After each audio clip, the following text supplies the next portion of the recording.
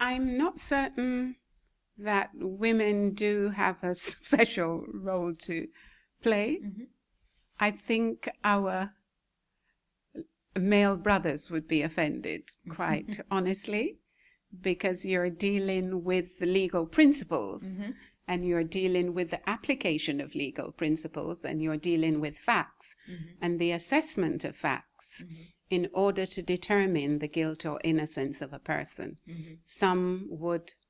Most would say it's a search for truth. In fact, it is a search for truth.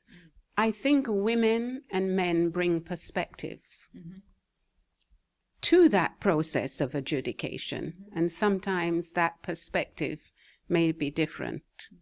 You get to the same place, but you might do it by a different route, and you might apply different considerations. I think that women are more attuned to nuances of human character, and they are intuitive and sometimes have a sixth sense in relation to matters. For example, I'll cite to you what I mean. I can recall during my first case, there was a particular witness who was giving evidence, and he was giving evidence as to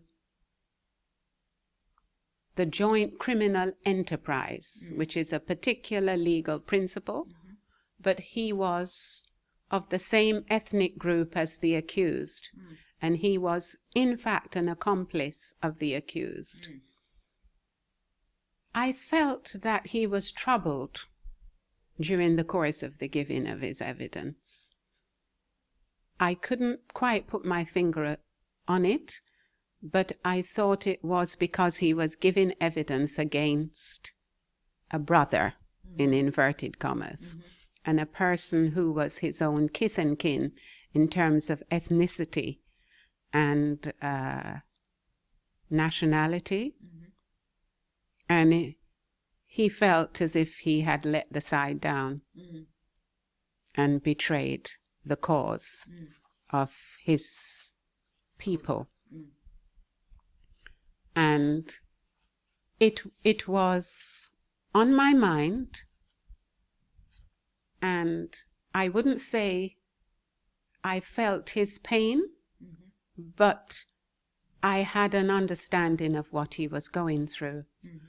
And I mentioned it to a colleague, and he didn't pick it up, but a couple of days later, that person committed suicide. So I'm not saying necessarily it's because I'm a woman, but sometimes I've thought that it could be a factor. And I gave 2 instances earlier where I felt being a woman meant I had a greater understanding of women under situations of stress and women as victims of sexual assault or rape. And that maybe I could get inside a woman's head and in a way that a man could not. And I could try to convey to a male colleague who was having challenges to comprehend what it feels like for a woman, for her persona to be violated in a sexual manner, and how to help maybe fight some of the stereotypes and some of the prejudices that women face as victims of sexual assault and rape.